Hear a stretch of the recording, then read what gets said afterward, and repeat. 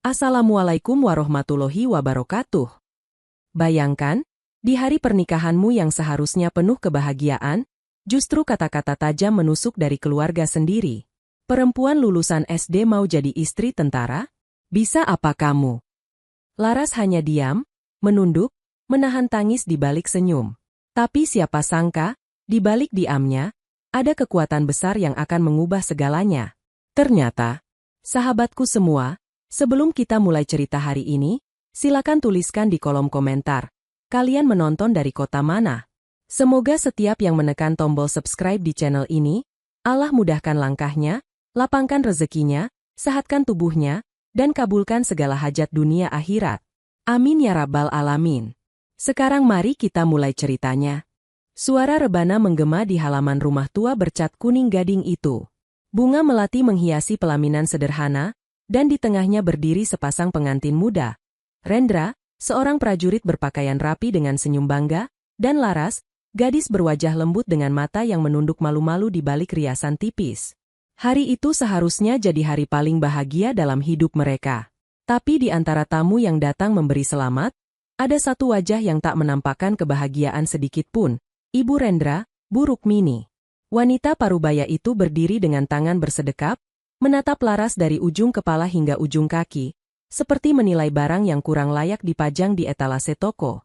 Dalam nada pelan namun tajam, ia berbisik ke tamunya, cukup keras untuk terdengar oleh beberapa orang di sekitar. Lulusan SD. Anak tentara mau makan apa nanti? Bisa apa dia? Masak air pun mungkin gosong. Beberapa tamu menahan senyum. Ada yang pura-pura tak dengar, ada yang melirik iba ke arah pengantin wanita yang masih menunduk. Laras merasakan darahnya mengalir deras ke pipi. Tangannya bergetar di balik lipatan kebaya abu-abu muda yang ia jahit sendiri, diam-diam, agar tak merepotkan siapapun. Rendra yang melihat wajah istrinya menegang, mencoba menggenggam tangannya. Tapi genggaman itu terasa kaku, seperti ada jarak di antara mereka yang belum pernah ada sebelumnya. Sejak awal, Bu Rukmini tak pernah setuju dengan pernikahan ini. Menurutnya, anak semata wayangnya pantas mendapatkan wanita berpendidikan, berkelas, dan bisa dibanggakan di acara arisan perwira. Bukan seorang penjahit kampung yang tak tamat SMP. Namun cinta Rendra terlalu kuat. Ia memilih Laras karena kesederhanaan dan ketulusan hatinya. Bu, saya yang hidup sama dia, bukan teman arisan ibu. Begitu katanya waktu itu. Tapi nyatanya, restu itu tak pernah benar-benar datang, hanya formalitas agar acara tetap berjalan. Sore itu, setelah para tamu pulang dan musik berhenti, Laras duduk di kamar pengantin mereka yang sempit. Gaun pengantinnya tergantung di pintu, dan suara jangkrik mulai terdengar dari luar jendela. Air matanya menetes pelan. Bukan karena menyesal menikah, tapi karena sadar, ia baru saja resmi menjadi anggota keluarga yang tidak diinginkan. Rendra masuk dengan wajah letih. Ibu tadi cuma bercanda. Jangan dipikirin, ya? Katanya mencoba menenangkan. Tapi suaranya sendiri terdengar ragu, seperti tahu itu bukan sekadar candaan. Laras tersenyum samar, memaksa dirinya kuat. Tidak apa-apa, Mas. Aku sudah biasa diremehkan. Yang penting aku tidak berniat jahat sama siapapun. Namun di dalam hati, sesuatu mulai tumbuh, bukan dendam, tapi tekad. Tekad untuk membuktikan, bukan dengan kata-kata, tapi dengan waktu. Hari-hari pertama pernikahan terasa seperti ujian. Mereka tinggal di rumah mertua, karena Rendra belum cukup tabungan untuk membeli rumah sendiri. Bu Rukmini sering menyindir. Perempuan zaman sekarang, sekolah aja nggak tamat, mau jadi apa? Kalau bukan karena anakku kasihan, mungkin kamu nggak bakal punya rumah kayak gini.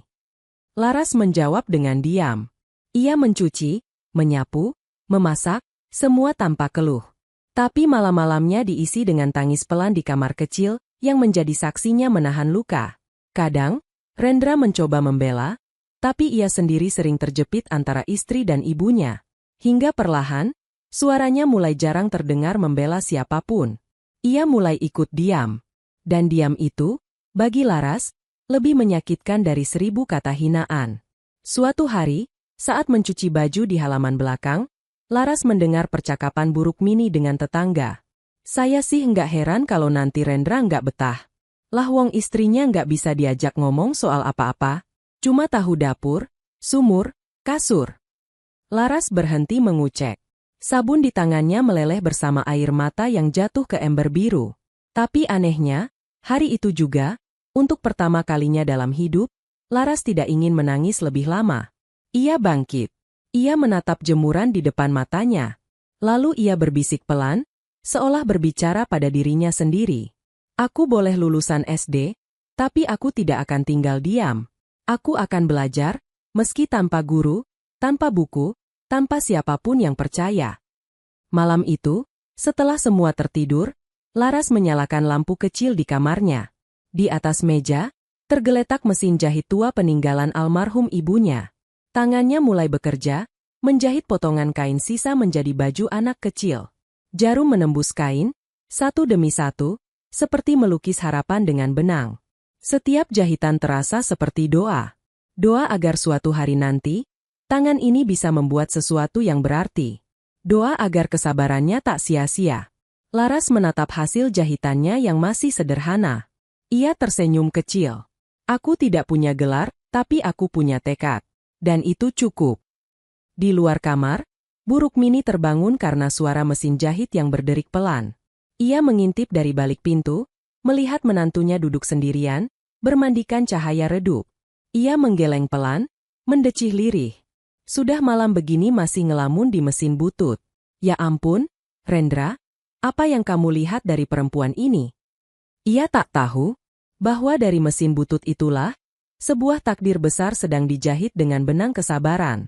Pagi itu, aroma nasi goreng memenuhi dapur rumah besar yang kini terasa asing bagi Laras. Ia menyiapkan sarapan lebih awal, berharap bisa sedikit mencairkan suasana antara dirinya dan mertua.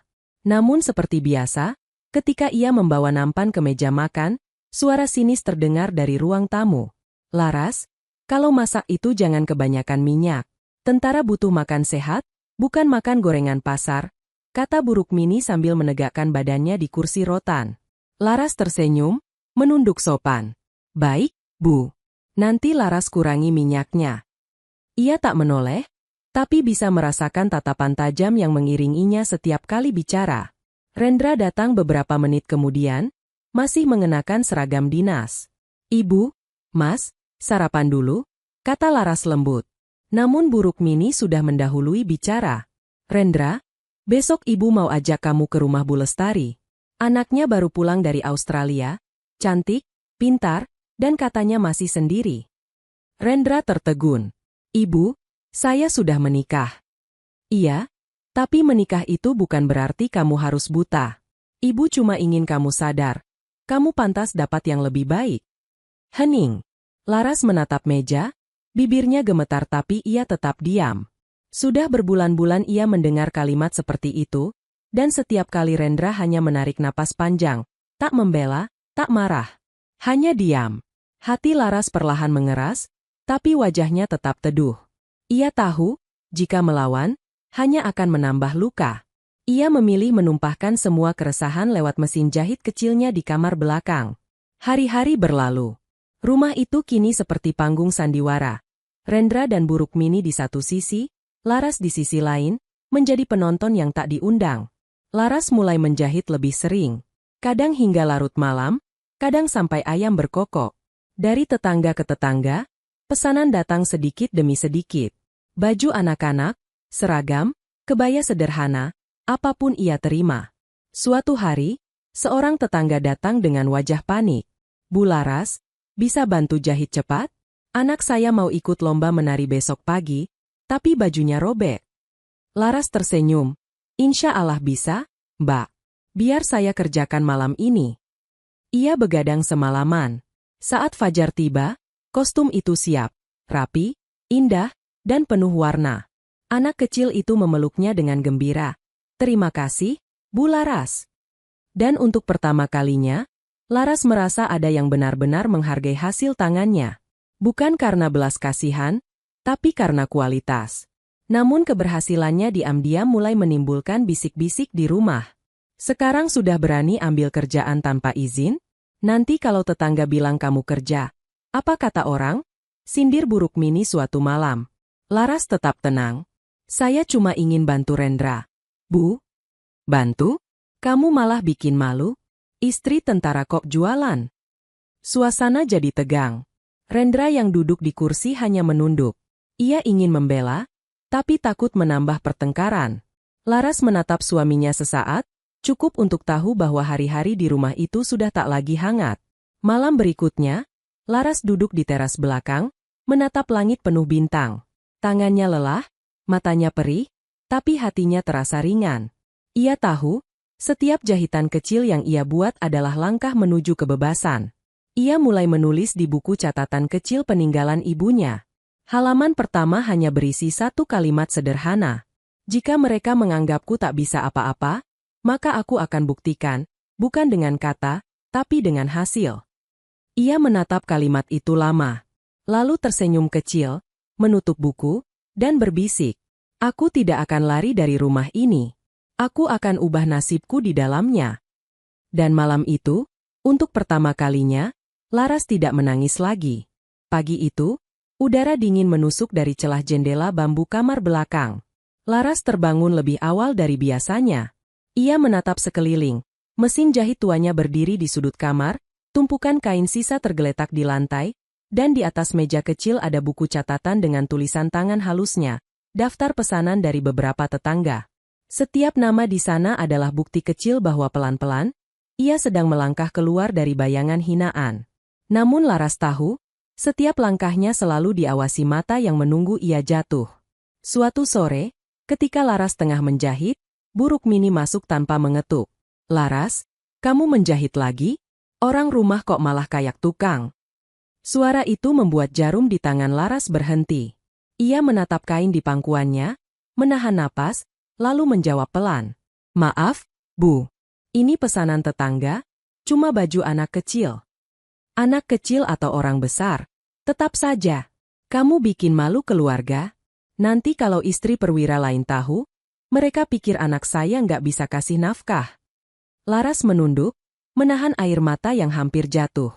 Namun kali ini, dalam diamnya, hatinya tak lagi hancur. Ia hanya mengulang kalimat yang sama di kepalanya. Aku tidak sedang mempermalukan siapapun. Aku sedang berjuang.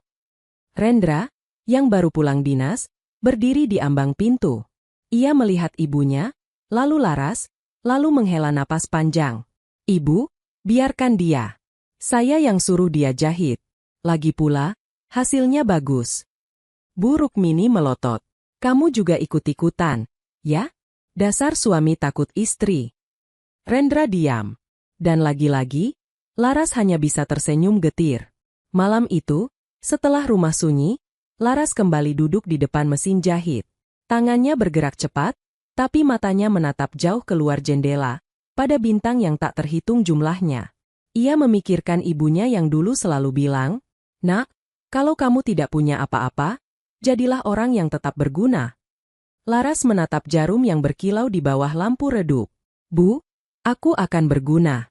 Tapi bukan hanya untuk diriku. Aku ingin mereka melihat bahwa perempuan seperti aku pun bisa berdiri tegak. Tangannya mulai menjahit, kali ini dengan ritme yang lebih mantap. Setiap tusukan jarum terdengar seperti degup hati yang menolak kalah. Beberapa minggu kemudian, rezeki datang dari arah tak terduga. Ibu-ibu kompleks mulai berdatangan. Ada yang minta dijahitkan mukena, ada yang pesan seragam, bahkan ada yang ingin dibuatkan kebaya untuk acara dinas suami mereka. Nama Laras mulai tersebar pelan di kalangan istri tentara. Namun kesuksesan kecil itu justru memicu badai baru di rumah. Suatu sore, ketika ia menjemur kain, Bu Rukmini menegur dengan suara tinggi. Kamu pikir rumah ini tempat usaha? Kalau kamu mau buka toko, keluar sana. Jangan bawa orang ke rumah. Laras menatapnya, kali ini tidak menunduk. Ia berkata pelan tapi tegas. Saya hanya berusaha, Bu. Tidak meminta apapun. Tidak mencuri, tidak meminjam. Hanya bekerja dengan tangan saya sendiri.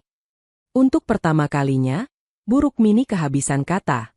Mungkin bukan karena marah, tapi karena kaget, Laras yang biasanya diam kini berani menatap mata mertuanya langsung. Rendra datang menghampiri, mencoba menenangkan. Ibu, cukup, ya? Laras enggak salah. Bu Rukmini memalingkan wajah dan masuk ke kamar dengan langkah berat. Laras menarik napas panjang. Ia tahu, sejak hari itu, hidupnya tak akan sama. Ia tak lagi sekadar menantu yang diam, ia kini perempuan yang menyalakan bara kecil di dadanya. Beberapa malam kemudian, Laras menerima pesan dari seorang pelanggan baru. Seorang istri perwira tinggi ingin dipesankan kebaya modern untuk acara nasional. Harga yang ditawarkan, jumlah yang belum pernah ia terima seumur hidupnya. Laras hampir tak percaya. Ia menatap pesan itu lama, lalu tersenyum dengan air mata menetes.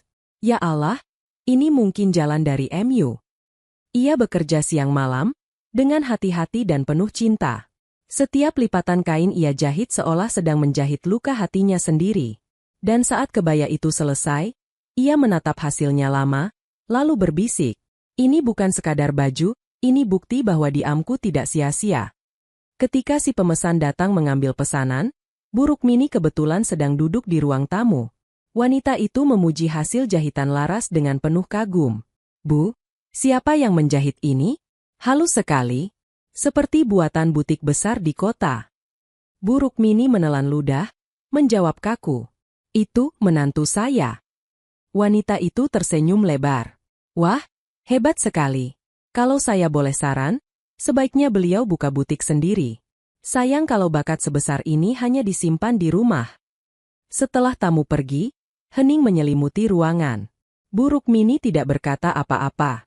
Laras hanya tersenyum kecil, membawa mesin jahitnya kembali ke kamar. Namun di dalam hatinya, ada percikan api kecil yang mulai membesar. Malam itu, Laras menulis lagi di buku catatannya. Diamku bukan tanda lemah. Diamku sedang menyiapkan bukti. Ia menutup buku itu dengan senyum mantap.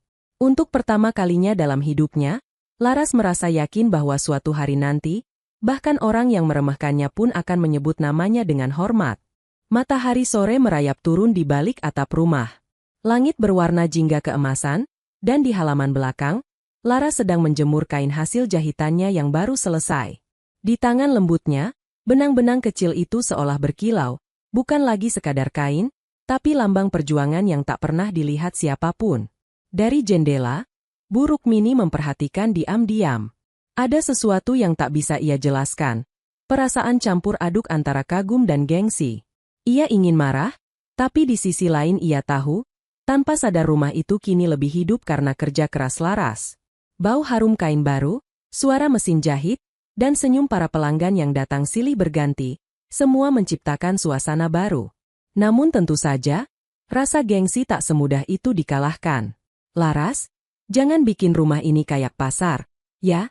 Ibu malu kalau ada orang lewat lihat banyak orang datang ke sini. Laras menunduk sopan. Iya, Bu. Tapi mereka datang cuma sebentar. Setelah ini Laras mau pindahkan ke rumah Bu Parman, biar tidak ganggu.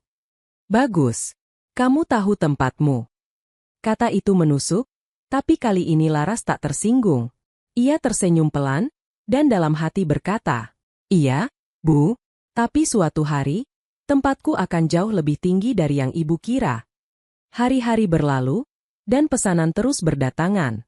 Bahkan istri camat datang diam-diam memesan kebaya. Jangan bilang siapa-siapa ya, Bu Laras. Saya malu kalau orang tahu saya jahit di rumah, bukan di butik, katanya setengah berbisik. Laras hanya tertawa lembut. Tidak apa-apa, Bu. Yang penting Ibu senang. Begitulah, dari mulut ke mulut, namanya mulai dikenal. Uang hasil jahitan ia simpan, sedikit demi sedikit. Dari uang itu, ia belikan mesin jahit baru, mesin impian yang dulu hanya bisa ia lihat di katalog. Rendra terkejut saat melihatnya. Kamu beli ini dari mana, Ras? Dari hasil jahit, Mas. Sebanyak itu. Laras tersenyum. Setiap malam aku menjahit. Aku tidak tidur supaya bisa bantu Mas. Rendra menatap istrinya lama, wajahnya lembut. Ia tak menyangka, di balik diamnya, Laras menyimpan kekuatan sebesar itu. Kamu hebat, Ras. Aku minta maaf kalau selama ini aku nggak cukup membelamu. Laras tersenyum, matanya hangat. Tidak apa, Mas. Kadang, diam juga bisa jadi doa. Suatu pagi, sesuatu yang tak terduga terjadi. Seorang wartawan lokal datang ke rumah membawa kamera kecil.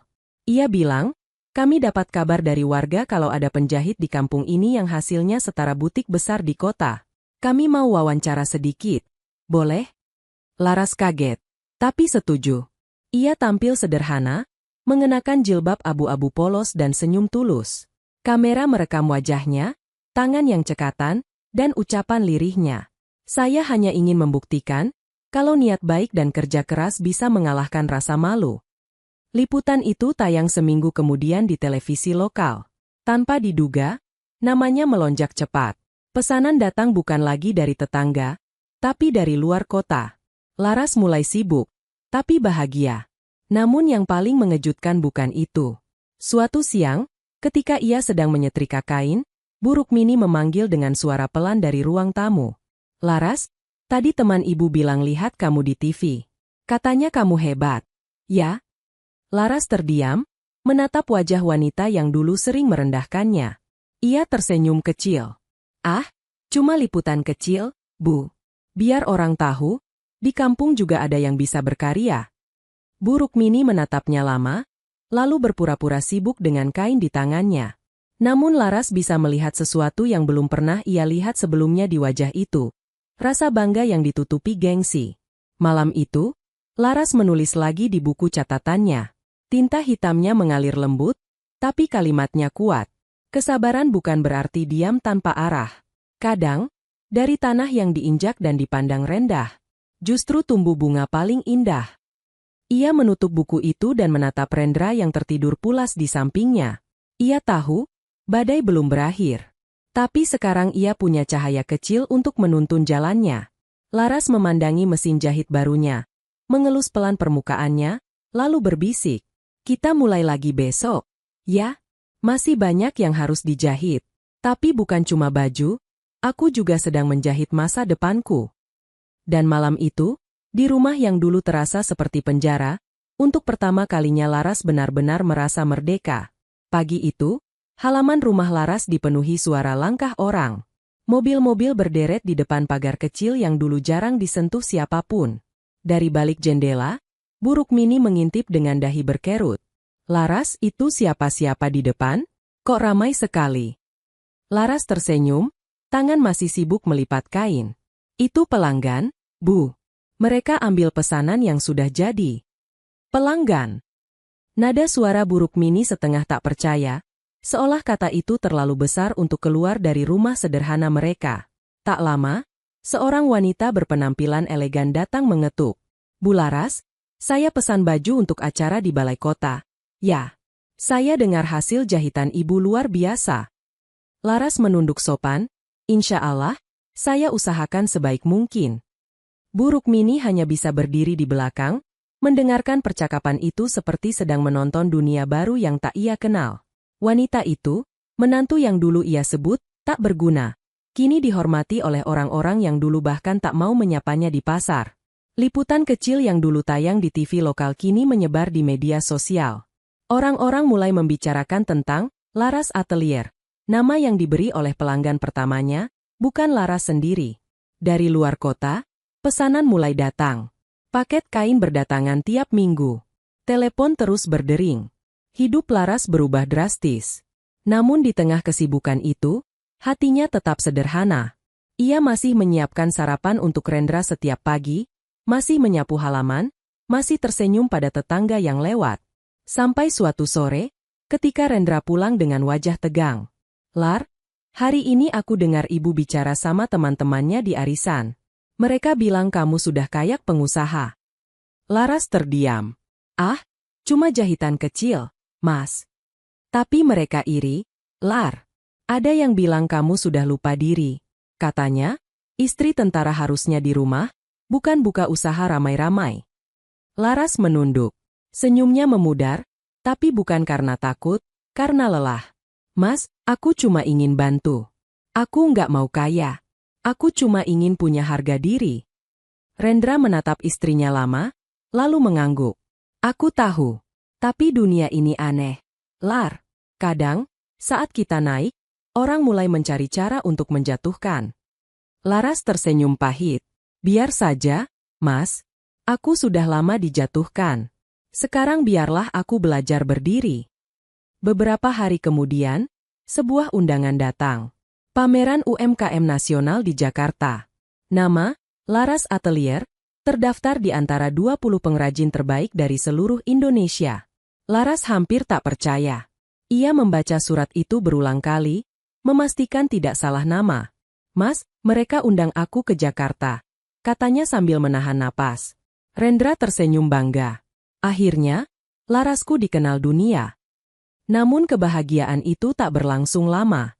Ketika Buruk Mini tahu, reaksi pertamanya bukan bangga, tapi sinis. "Ke Jakarta? Kamu pikir kamu siapa? Mau pamer di depan pejabat? Jangan bawa nama keluarga ini kalau kamu bikin malu." Kata-kata itu menusuk seperti duri lama yang belum sembuh. Laras ingin menjawab, tapi ia tahu, setiap perdebatan hanya akan melahirkan luka baru. Ia memilih diam, seperti biasa. Namun kali ini, diamnya bukan karena takut. Diamnya penuh keyakinan. Ia tahu, nanti waktu yang akan bicara. Hari keberangkatan tiba. Laras berangkat sendiri, membawa koper kecil berisi karya dan kebaya terbaik hasil tangannya. Kereta berlari meninggalkan stasiun, dan untuk pertama kalinya, Laras menatap jendela dengan mata berbinar, bukan karena mimpinya besar, tapi karena ia tak lagi merasa kecil. Di pameran itu, ia tampil sederhana. Namun keanggunannya memikat semua orang. Beberapa tamu pejabat memuji rancangannya. Ada yang menanyakan apakah ia punya butik di kota. Ada pula yang langsung memesan gaun pesta untuk istri gubernur. Wartawan mengambil foto, dan sorotan kamera menangkap senyum tulusnya. Saat diwawancarai, Laras hanya berkata, "Saya tidak pernah punya cita-cita jadi siapa-siapa. Saya hanya ingin membuktikan bahwa kesabaran bukan kelemahan." Berita itu viral. Penjahit kampung dari Jawa Tengah tembus pameran nasional. Judul itu menghiasi layar ponsel di berbagai daerah. Dan ketika Buruk Mini melihatnya di televisi, ia hanya bisa terdiam lama di depan layar, wajahnya kaku antara bangga dan malu. "Itu, Laras?" gumamnya pelan. Rendra menatap ibunya. "Iya, Bu. Itu Laras, yang dulu ibu hina." Air mata Buruk Mini mengalir tanpa suara. Ia menutup wajahnya dengan tangan, dan untuk pertama kalinya dalam hidup, ia merasa benar-benar kalah oleh kebaikan seorang yang pernah ia rendahkan. Sementara itu, di hotel tempat Laras menginap, ia duduk di balkon menatap langit malam Jakarta. Lampu kota berkilauan, dan di tangannya, ia memegang buku catatan kecilnya lagi. Kali ini ia menulis dengan tenang. "Dulu aku takut kehilangan cinta. Sekarang aku tahu, cinta yang sejati tak lahir dari kata, tapi dari perjuangan yang diam-diam disaksikan Tuhan." Ia menutup buku itu, menatap langit, dan tersenyum. Karena kini, bukan hanya dunia yang mulai menoleh, tapi hatinya sendiri sudah berdiri tegak. Siang itu langit Jakarta sedikit mendung. Dari balik jendela kaca butik kecil yang baru buka sebulan lalu, Laras menatap lalu lalang orang di trotoar. Di papan depan tertulis, "L Atelier Laras," dengan huruf lembut warna emas. Nama itu sederhana, tapi punya makna mendalam. L, bukan hanya dari Laras, tapi juga dari kata, luka, yang telah menjelma menjadi karya. Di dalam butik, aroma parfum bunga melati menyatu dengan suara mesin jahit. 3 pegawai muda sibuk menata kebaya dan dress modern. Laras sendiri mengenakan baju berwarna lembut, wajahnya tenang, senyumnya tulus. Tak ada yang menyangka, perempuan yang dulu dicemooh kini jadi inspirasi banyak orang. Tiba-tiba, pintu kaca butik terbuka. Bel berbunyi nyaring. Seorang wanita parubaya masuk dengan langkah mantap, diikuti 2 temannya yang tampak bergaya mewah. "Selamat siang." Ada kebaya pesta yang elegan tapi tidak terlalu mencolok. Suara itu, tajam, namun akrab. Laras menoleh. Wajahnya seketika membeku. Buruk Mini. Waktu seolah berhenti. Tangan Laras gemetar sesaat, tapi ia cepat menguasai diri. Ia menunduk sedikit, lalu tersenyum seperti menyambut pelanggan biasa. "Selamat siang, Ibu. Silakan, ada banyak pilihan. Mau warna apa?" Buruk Mini sibuk melihat-lihat, tak memperhatikan wajahnya. Matanya tertarik pada satu kebaya di etalase depan, Kebaya hijau zamrud dengan detail bordir halus di bagian dada. Ia mendekat, memegang kainnya. Cantik sekali. Siapa yang buat ini? Itu rancangan saya sendiri, Bu, jawab Laras pelan. Teman buruk Mini langsung berseru. Wah, hebat sekali. Hasilnya sekelas desainer terkenal. Loh, kamu lulusan mana? Nak? Laras tersenyum. Saya lulusan kehidupan, Bu. Saya belajar dari pengalaman. Semua tertawa kecil. Tapi di tengah tawa itu, buruk Mini tiba-tiba berhenti. Keningnya berkerut, menatap wajah wanita di depannya. Suaranya sedikit gemetar. Laras? Kamu? Laras? Laras menunduk, senyum di wajahnya tetap lembut. Iya, Bu. Selamat datang di butik saya. Ruangan mendadak sunyi. Teman-teman buruk Mini saling pandang. Salah satu berbisik, jadi ini menantu ibu yang katanya cuma bisa jahit di rumah. Wajah buruk Mini memucat. Kedua tangannya bergetar saat memegang kain kebaya itu. Kamu punya butik? Iya, Bu. Alhamdulillah, semua berkat doa ibu juga. Kata itu, doa ibu, menghantam seperti badai lembut. Buruk Mini menunduk. Suara kecil keluar dari bibirnya, hampir tak terdengar. Ibu malu, Ras. Teman-temannya pamit dengan sopan, pura-pura tak mendengar. Meninggalkan mereka berdua di dalam butik yang kini sunyi. Laras mempersilakan buruk Mini duduk di kursi pojok. Ia menuangkan segelas air putih. Minum dulu, Bu. Capek jalan. Air mata buruk Mini mulai menetes. Ia menatap menantunya yang dulu ia hina habis-habisan.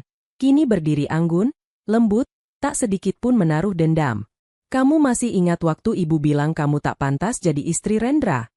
Ingat, Bu. Tapi saya juga ingat waktu ibu masak sayur lodeh pertama kali untuk saya. Rasanya enak sekali. Buruk Mini menangis semakin keras. Kamu terlalu baik, Ras. Ibu salah. Ibu buta karena gengsi. Ibu malu, Nak. Laras mendekat, berlutut di hadapan mertuanya. Tidak apa-apa, Bu. Kalau bukan karena ibu, mungkin saya tidak akan sekuat ini. Semua yang ibu katakan dulu, justru membuat saya ingin membuktikan bahwa saya bukan beban. Buruk Mini memeluknya erat. Tangis keduanya menyatu. Untuk pertama kalinya, bukan karena luka, tapi karena penyesalan dan penerimaan. Beberapa jam kemudian, Rendra datang menjemput. Ia tak tahu bahwa ibunya ada di sana. Begitu masuk, ia tertegun melihat pemandangan di depan matanya. Ibunya duduk di kursi butik, memegang tangan Laras sambil tersenyum lembut. Mas, suara Laras bergetar. Ibu datang ke sini. Rendra menatap ibunya. Ibu. Buruk Mini menatap anaknya, matanya masih sembab. Nak, ibu sudah lihat siapa sebenarnya istrimu. Ibu minta maaf. Ibu bangga punya menantu seperti dia. Rendra menahan air mata, lalu memeluk keduanya. Tiga hati yang dulu terpisah kini dipertemukan kembali di tempat yang tak pernah mereka bayangkan. Di ruangan kecil yang lahir dari luka dan kerja keras. Sore itu, sebelum pulang, Buruk Mini berdiri di depan pintu butik. Ia menatap papan nama bertuliskan, El Atelier Laras, dan tersenyum. Nama yang indah, Ras. Ternyata kamu bukan cuma menjahit kain, kamu menjahit keluarga kita yang dulu robek. Laras tertegun, lalu menunduk haru. Alhamdulillah, Bu. Akhirnya jahitan saya ada gunanya juga. Dan untuk pertama kalinya, Buruk Mini memeluk Laras bukan karena iba, tapi karena bangga. Pagi di butik Laras terasa berbeda. Cahaya matahari menembus tirai kaca, menimpa barisan kebaya yang tergantung rapi seperti bunga-bunga di taman kecil. Di pojok ruang, Laras sedang menyiapkan pesanan pelanggan sambil memutar lantunan syalawat lembut. Suara jarum mesin jahit terdengar ritmis, tenang, dan menenangkan. Pintu butik kembali terbuka. Bel berbunyi lembut. Sosok yang masuk kali ini bukan pelanggan, tapi Buruk Mini. Wajahnya lebih lembut dari sebelumnya, tanpa riasan tebal, hanya senyum gugup di bibir. Ia membawa sesuatu di tangannya. Seikat bunga melati dalam kertas coklat sederhana. Assalamualaikum, Ras. Laras menoleh, matanya sedikit membesar tapi cepat tersenyum. Waalaikumsalam, Bu. Silakan masuk. Wah, bunga melati? Ya. Iya. Ibu nggak tahu mau kasih apa. Dulu kamu suka melati, kan? Iya, Bu. Baunya bikin tenang. Mereka saling menatap. Hening panjang di antara dua hati yang sedang belajar bicara tanpa gengsi. Bu Rukmini mendekat ke meja kerja, memperhatikan hasil jahitan Laras. Tangannya mengelus kain biru yang sedang setengah jadi. Rapi sekali, kamu benar-benar berbakat, Nak. Laras menunduk malu. Dulu ibu bilang tangan saya kasar. Iya, ibu salah waktu itu. Sunyi kembali turun. Hanya terdengar suara jam dinding berdetak pelan. Tapi dalam keheningan itu, terasa sesuatu yang baru, kedamaian. Mereka tak lagi musuh dalam rumah yang sama, melainkan dua perempuan yang saling memahami lewat luka yang sama, luka yang mereka ciptakan bersama. Hari-hari berikutnya, hubungan mereka perlahan berubah. Bu Rukmini sering datang ke butik, bukan untuk mengawasi, tapi untuk membantu. Ia melipat kain, menyapa pelanggan, bahkan sesekali menawarkan teh pada pengunjung yang datang. Laras selalu menatap pemandangan itu dengan hati bergetar. Wanita yang dulu menolaknya kini duduk di sampingnya setiap hari. Suatu siang, seorang pelanggan bertanya, Bu, ini ibu Anda, ya? Mirip sekali. Laras sempat terdiam. Ia menoleh ke arah Bu Rukmini yang sedang menunduk menata kain. Iya, Bu, jawab Laras sambil tersenyum. Beliau ibu saya. Bu Rukmini menatapnya cepat, matanya berkaca-kaca. Tapi ia pura-pura sibuk melipat kain. Tak ada kata, hanya senyum kecil yang lebih berharga dari 1000 permintaan maaf. Sementara itu, Rendra sering datang lebih awal dari dinas hanya untuk menjemput mereka pulang bersama. Ia menatap dua perempuan yang paling ia cintai duduk berdampingan sambil menata benang. Kalian kalau sudah bareng, dunia rasanya damai banget, katanya suatu sore. Bu Rukmini tertawa kecil. Dulu ibu pikir kamu salah pilih istri. Sekarang ibu sadar, justru ibu yang hampir kehilangan menantu terbaik. Rendra menggenggam tangan Laras. Aku juga nyaris kehilanganmu, Ras. Laras menatap mereka berdua dengan mata yang berkilat lembut. Kita semua cuma butuh waktu, Mas. Waktu untuk belajar, waktu untuk diam, waktu untuk saling memahami. Namun di balik kedamaian itu, ada momen kecil yang membuat Laras terhenti sejenak. Suatu sore, ia menemukan Bu Rukmini duduk sendirian di belakang butik, menatap foto lamanya bersama Rendra kecil. Air matanya jatuh perlahan ke pipi. Ibu rindu almarhum bapakmu, Nak, katanya lirih saat sadar Laras menghampiri. Waktu bapak meninggal, ibu jadi takut sendiri. Takut kehilangan kamu juga. Makanya waktu kamu pilih Laras, ibu merasa seperti kalah. Padahal, yang ibu takutkan cuma satu, ditinggalkan. Laras menggenggam tangan mertuanya. Sekarang ibu nggak sendirian lagi. Saya ada di sini, bukan untuk menggantikan siapapun, tapi untuk menemani. Bu Rukmini menatapnya, dan untuk pertama kalinya, senyum di wajahnya tak lagi dipenuhi gengsi. Senyum itu tulus, senyum seorang ibu yang akhirnya menemukan kedamaian.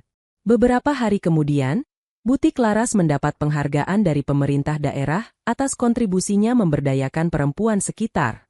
Acara penyerahan plakat itu disiarkan di televisi lokal lagi.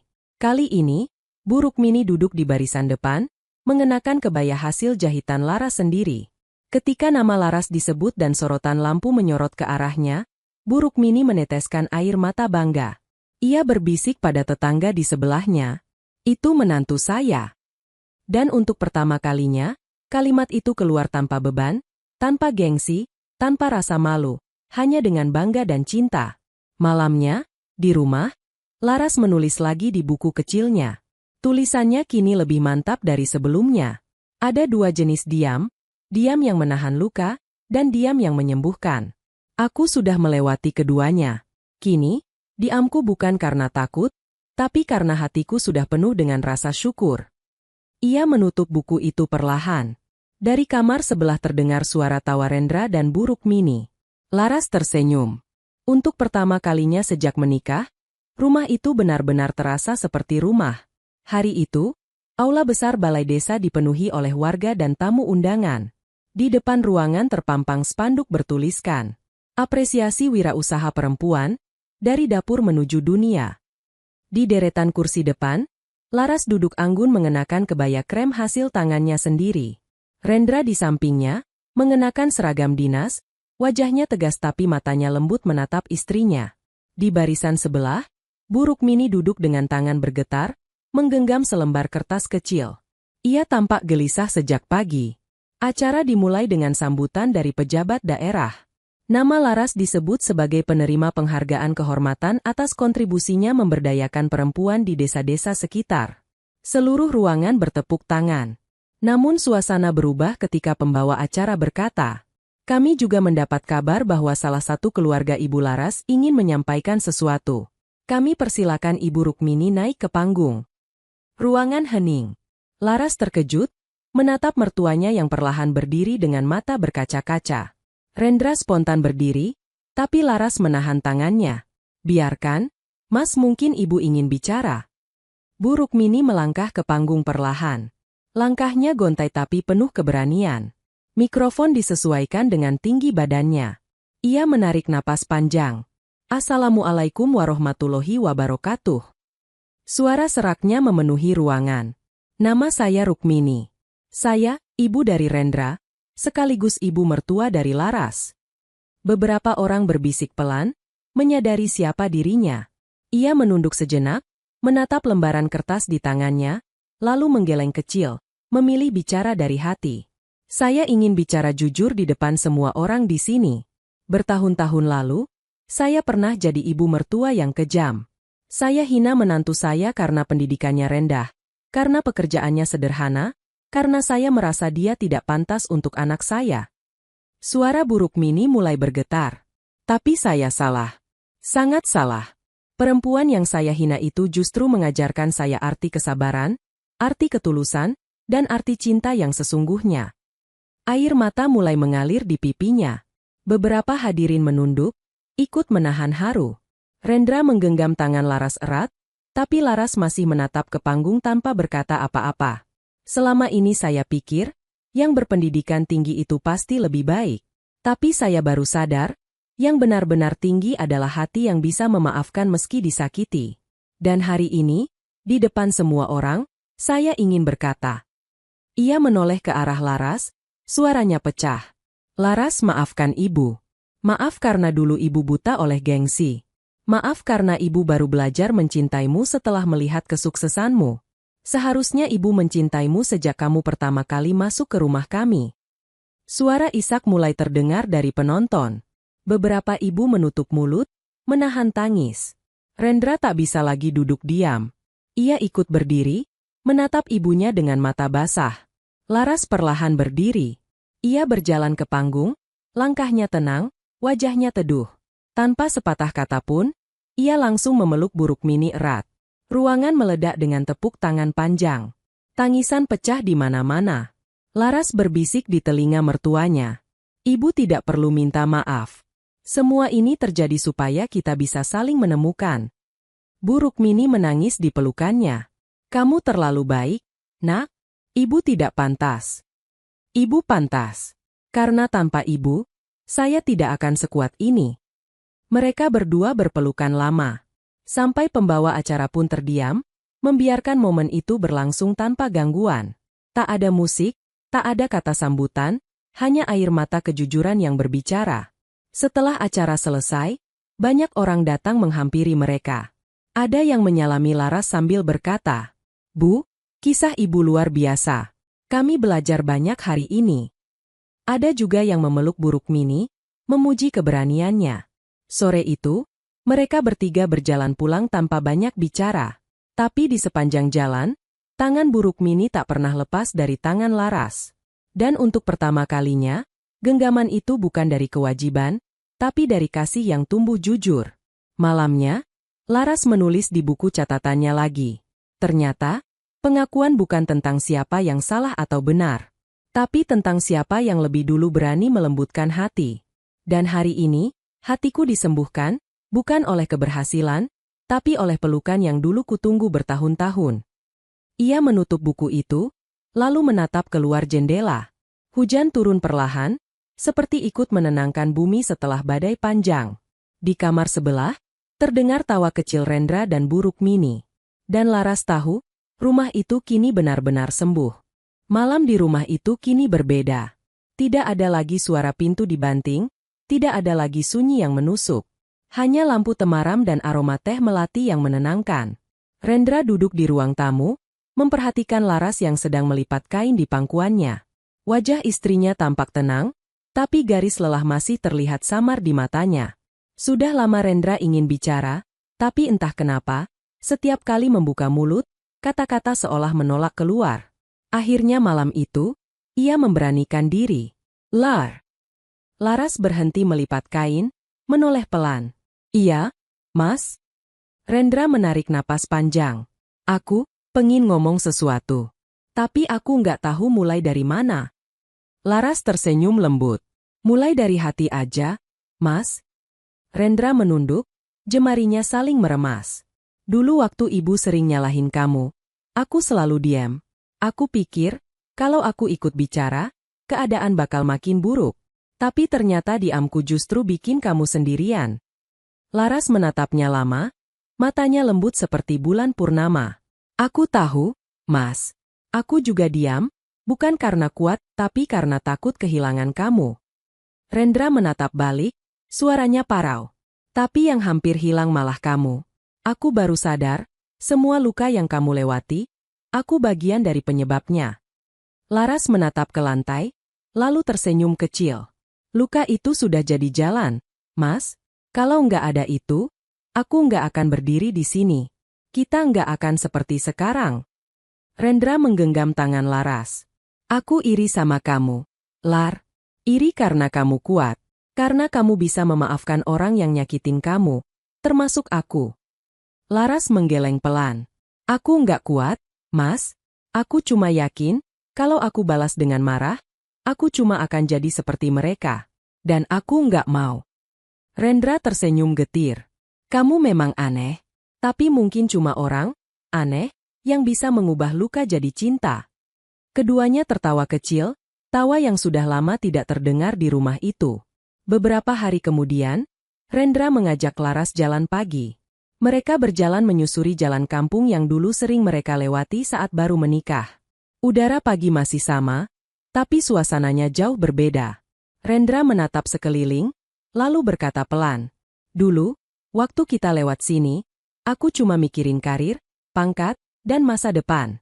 Sekarang, yang aku pikirin cuma satu. Gimana caranya bikin kamu bahagia? Laras menunduk, tersenyum malu. Mas, aku udah bahagia. Bahagia lihat ibu berubah. Bahagia lihat kamu mulai bisa tertawa lagi. Itu cukup. Enggak cukup, jawab Rendra cepat. Aku pengin kamu enggak cuma bahagia karena orang lain berubah. Aku pengin kamu bahagia karena kamu tahu, kamu dicintai. Kata-kata itu menggantung di udara seperti embun yang jatuh pelan. Laras terdiam. Ia tahu Rendra tidak sedang berpuisi. Suaminya hanya sedang menebus waktu yang hilang. Aku nggak pandai ngomong manis, Lar, tapi aku janji, mulai sekarang, enggak akan ada lagi hari di mana kamu berjuang sendirian. Aku akan berdiri di sebelahmu, bukan di belakangmu, bukan di depanmu, tapi di sampingmu.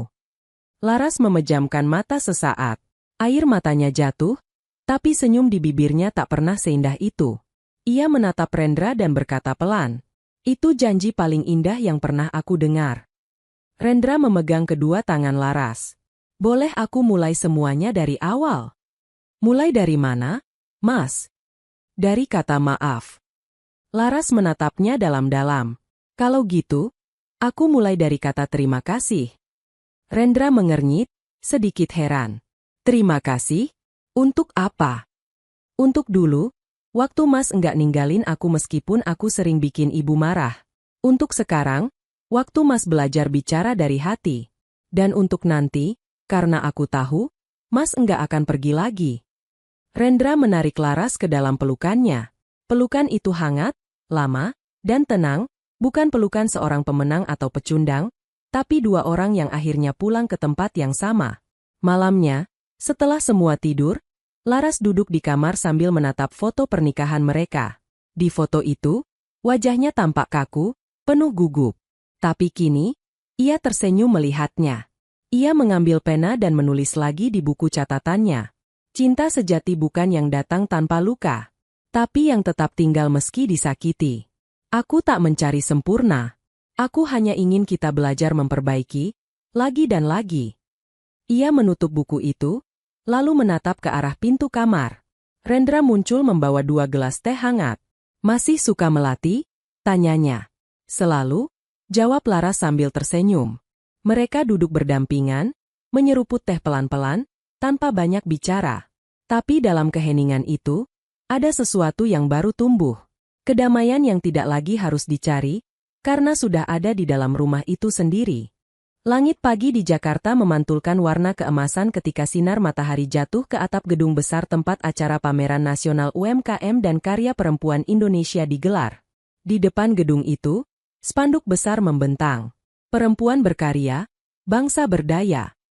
Di antara nama-nama besar perancang dan pengusaha terkenal, ada satu nama yang terlihat paling sederhana, Laras Pramesti, L. Atelier Laras.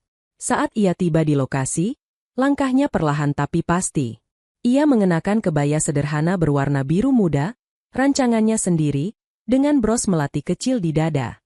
Rendra berjalan di sampingnya, seragamnya membuat banyak orang menoleh, tapi Laras tetap rendah hati, menyapa setiap orang dengan senyum hangat. Di belakang mereka, Buruk Mini berjalan perlahan sambil membawa tas berisi katalog desain. Wajahnya tak lagi sombong, melainkan bangga dalam diam. "Kamu yakin ibu boleh ikut?" katanya pelan di perjalanan. "Harus, Bu. Ini bukan cuma panggung saya, tapi juga panggung kita."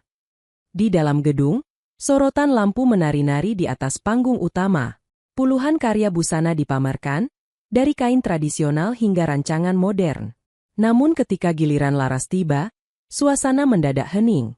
Layar besar di belakang panggung menampilkan foto-foto perjalanan hidupnya. Dari dapur kecil tempat ia mulai menjahit, hingga butik pertamanya yang sederhana. Lalu muncul foto Buruk Mini, Laras, dan Rendra, bertiga, tersenyum di depan butik. Laras berdiri di tengah panggung. Suaranya lembut tapi tegas. "Saya tidak pernah menyangka bisa berdiri di sini. Dulu, saya hanya penjahit kampung yang sering ditertawakan. Saya bukan lulusan universitas besar. Tapi saya belajar bahwa ilmu bisa didapat dari siapa saja. Dari sabar, dari diam, dari air mata." Ruangan hening. Beberapa orang mulai menunduk, ada yang meneteskan air mata. "Saya tidak membuat kebaya ini untuk jadi kaya.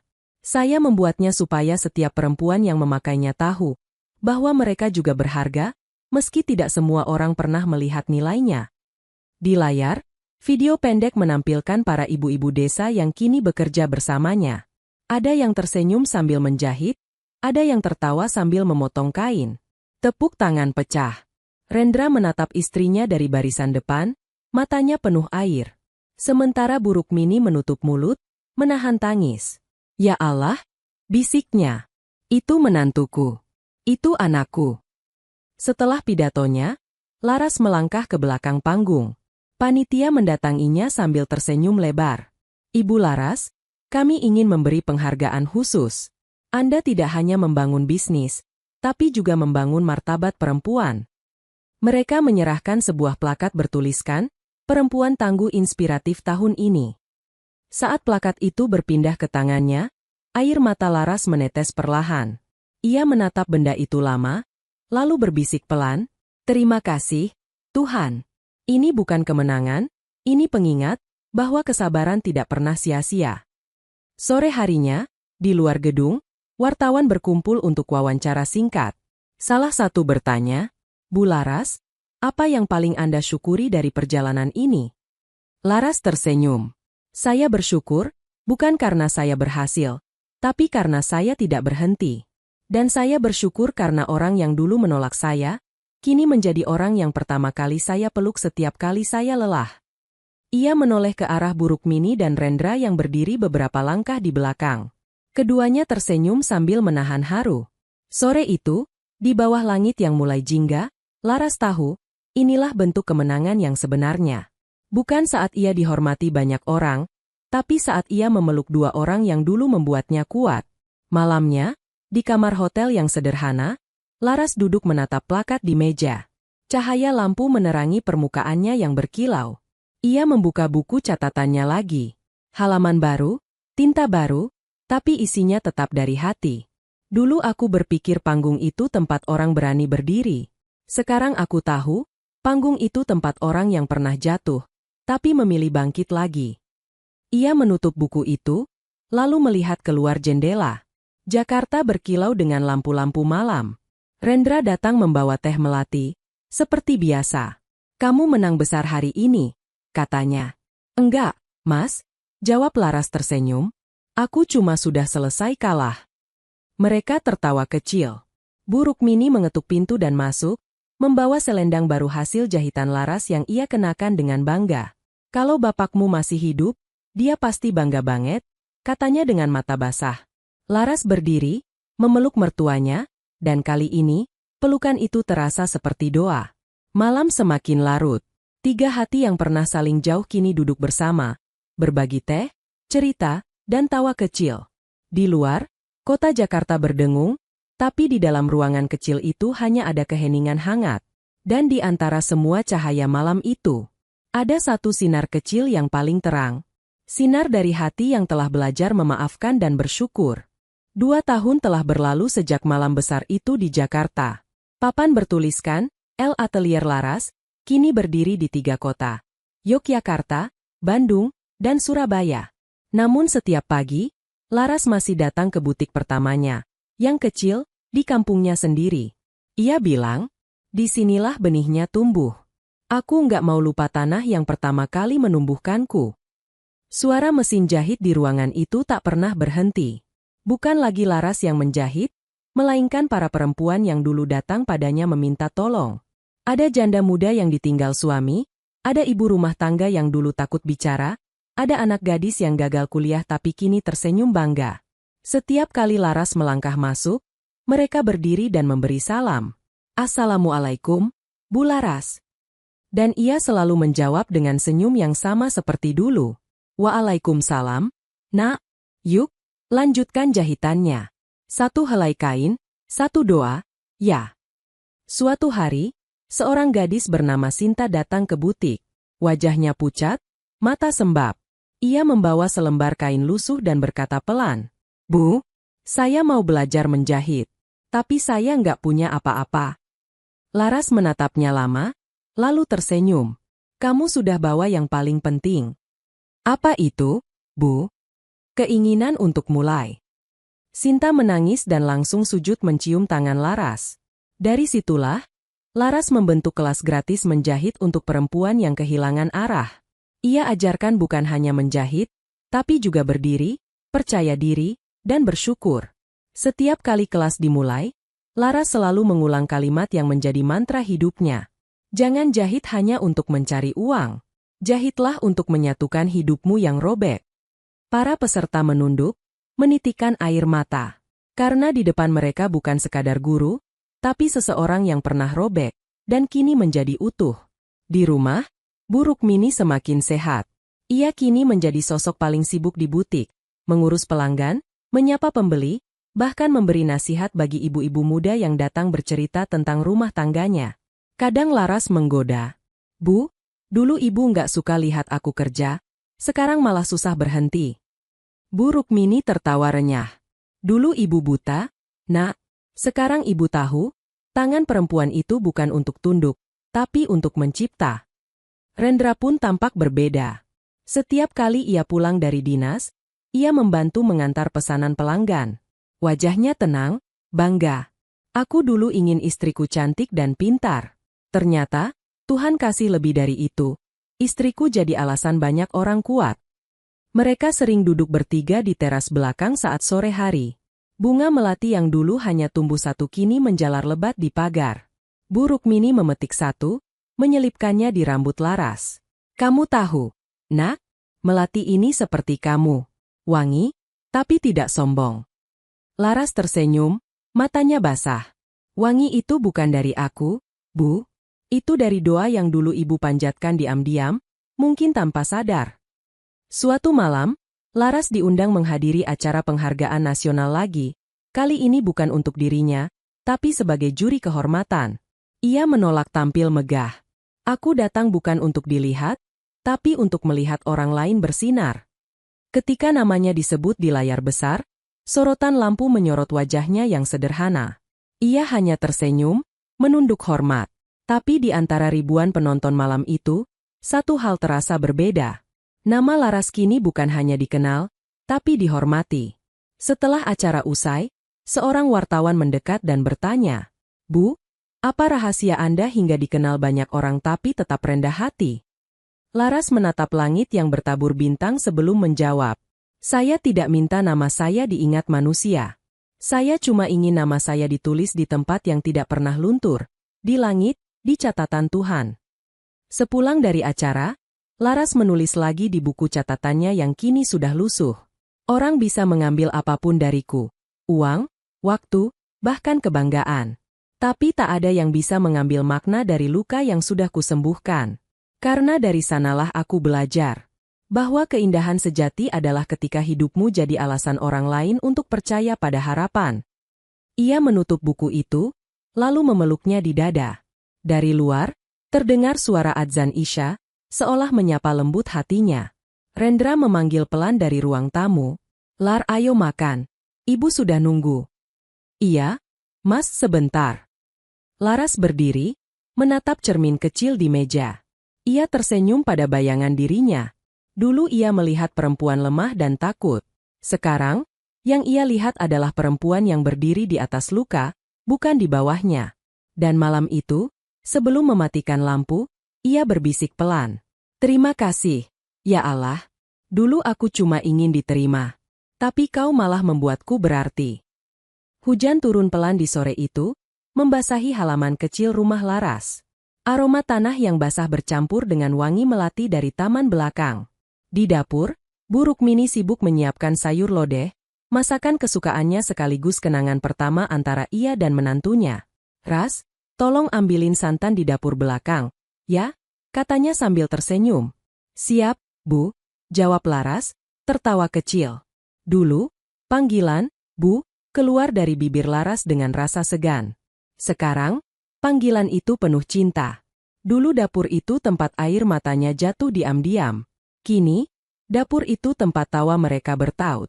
Sore menjelang malam, Rendra pulang membawa kabar dari kota. "Lar, butik di Bandung resmi dapat izin ekspor. Kamu bakal kirim ke Malaysia bulan depan." Laras menatap suaminya, lalu menutup mulutnya karena terharu. "Alhamdulillah, Mas, aku nggak percaya ini semua nyata." "Percayalah, ini semua karena kamu nggak pernah berhenti berharap." Bu Rukmini datang membawa piring sayur. "Berharap? Iya. Tapi jangan lupa makan, ya? Orang sukses pun butuh nasi," katanya, membuat mereka tertawa. Mereka bertiga duduk di meja makan sederhana. Bukan meja mewah, tapi penuh kenangan. Setiap sendok nasi, setiap tawa kecil, semuanya terasa seperti hadiah yang datang setelah badai panjang.